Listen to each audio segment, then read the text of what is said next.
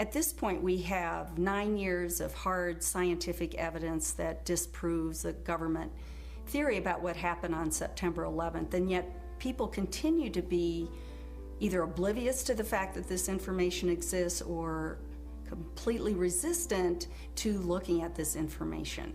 So the question becomes why? Why is it that people have so much trouble hearing this information? From my work, I think we would be remiss not to look at the impact of trauma. My name is Marty Hopper, and I'm a PhD clinical psychologist. I've been working and living for the past 30 years here in Boulder, Colorado. For the past 11 years, my work has focused on helping people who have experienced personal trauma. Now, as we know, the horrors of what happened on 9/11 were televised all over the world, and they were televised, in fact, live. We witnessed the deaths of almost 3,000 of our fellow Americans. We know this had a very severe and traumatic impact on a majority of the population. I myself cried for weeks after September 11th. A friend of mine who is a psychologist in practice here in Boulder said that her caseload increased tremendously after 9/11, and people that she hadn't seen in 10 years were coming back into her practice. So I think it's safe to say that collectively as a nation, because of what happened on September 11th, we experienced trauma.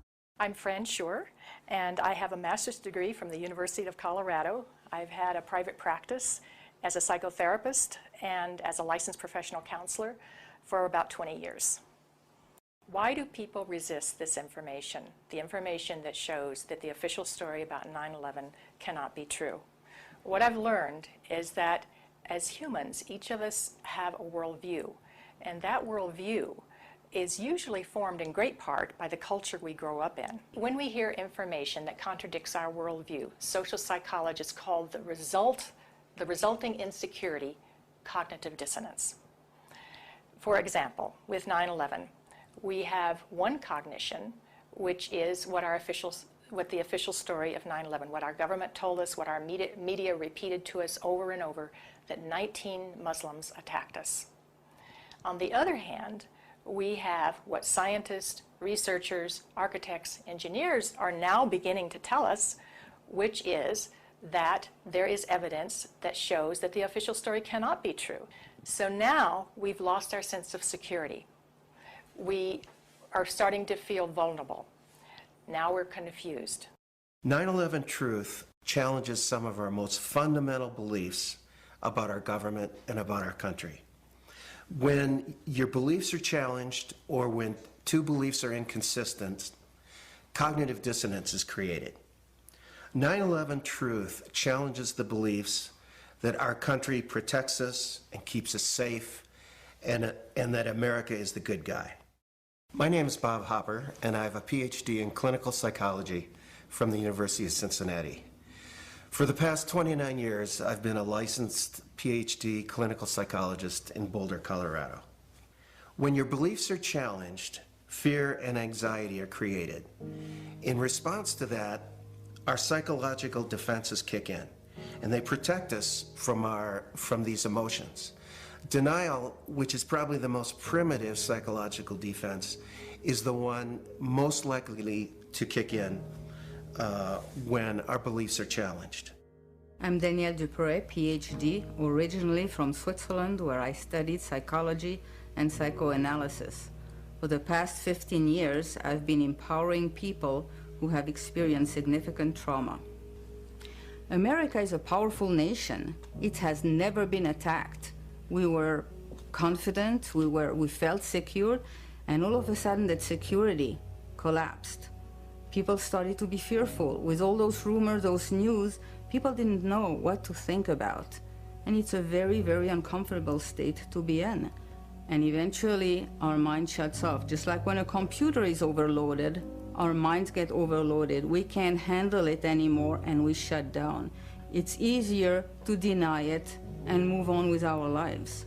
What some of us will tend to do is deny the evidence that's coming our way and stick to the original story, the official story.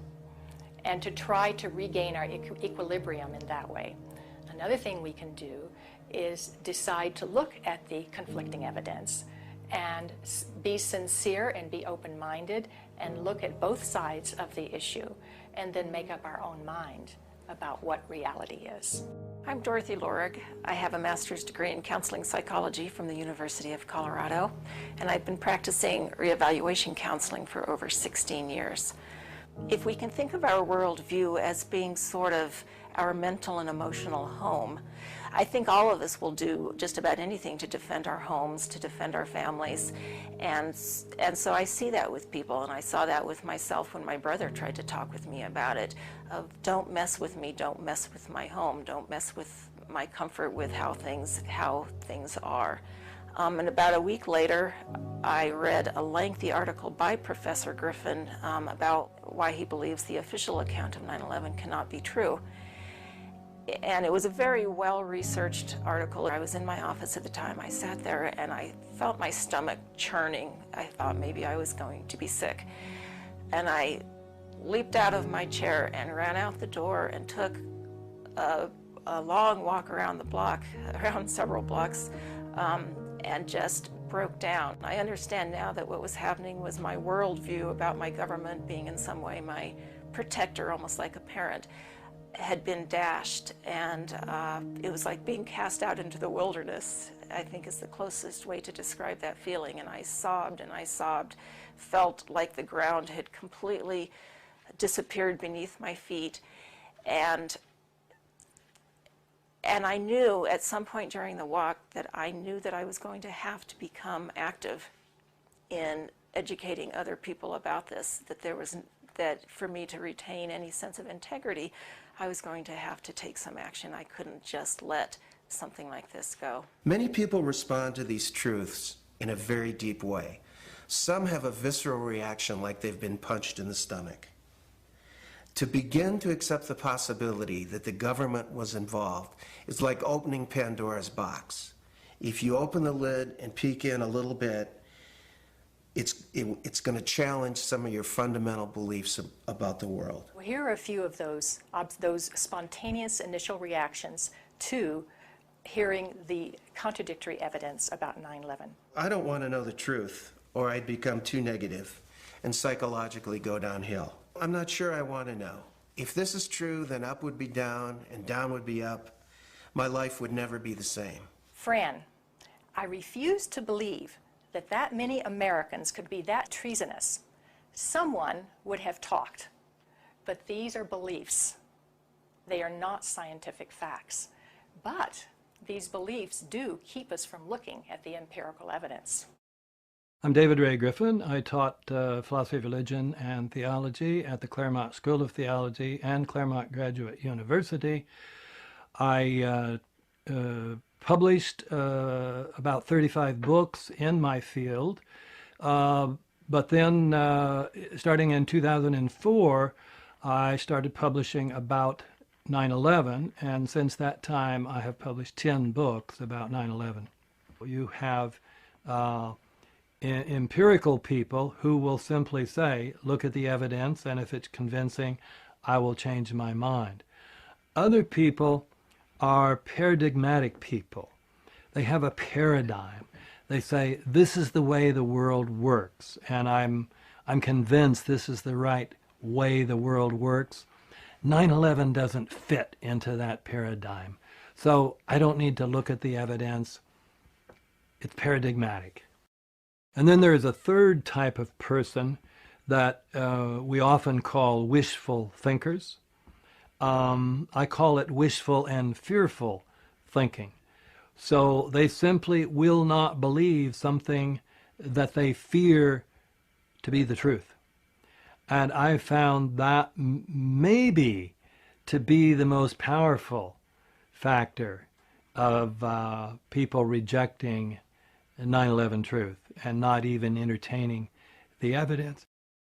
So whenever we say, I refuse to believe, we can be sure that the evidence that's coming our way is not bearable and that it's conflicting with our worldview much too much. Denial protects people from this kind of anxiety. As I thought about all of these responses, I realized that what is common to every one of them is the emotion of fear. People are afraid of being ostracized, they're afraid of being alienated, they're afraid of being shunned, they're afraid of their lives being inconvenienced, they'd have to change their lives, they're afraid of being confused, they're afraid of psychological deterioration, they're afraid of feeling helpless and vulnerable. And they're afraid that they won't be able to handle the feelings that are coming up. None of us want to feel helpless and vulnerable. So we want to defend ourselves. And the way we often do that is with anger. So then we become angry. And when we become angry, then we become indignant. We become offended.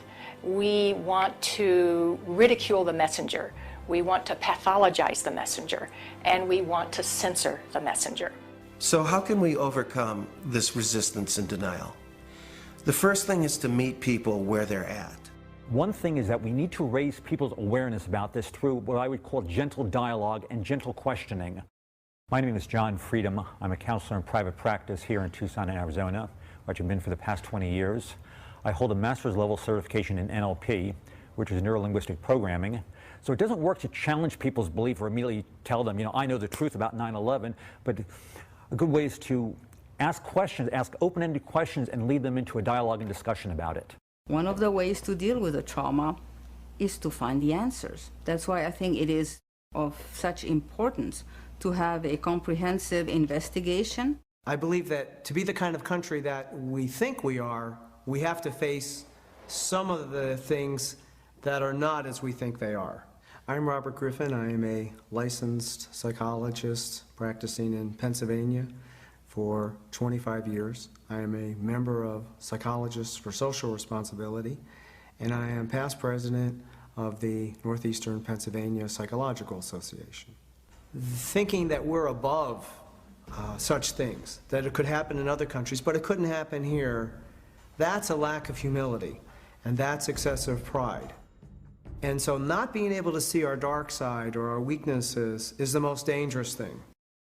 The observation that pride is one of the basic human flaws is absolutely correct. This is especially true for Americans because we for a long time looked at other nations and say, oh, they're in such bad shape, but luckily we don't have those problems. We don't have leaders who would do those things that were done in the Soviet Union, or done in Germany, or done in Japan, and on down the list. So this is a type of pride that Americans have. A feature of American history that makes us particularly liable to this pride is this notion that's called exceptionalism, that America is the exceptional nation. And that began from the beginning. As this country was formed, the people would say, well, there was so much evil in the European countries, so much cheating, so much lying, so much using the people for the ruler's purposes, but not in America. We have leaders that are free from those sins. So I think this has made 9/11 particularly difficult for Americans. Anyone can make mistakes, but our ideals and our principles get us back, on track. This is one of the defining issues of our time. So we need to understand that questioning is patriotic. Questioning is what we're supposed to do as citizens. That's our duty. When we come to the national level, when something like 9/11 happens, we need to be sure that we have a real investigation into who the perpetrators are, and then we need to be sure that those perpetrators are held legally accountable. It's part of the healing process on the individual level as on the collective level. We need the truth in order to heal.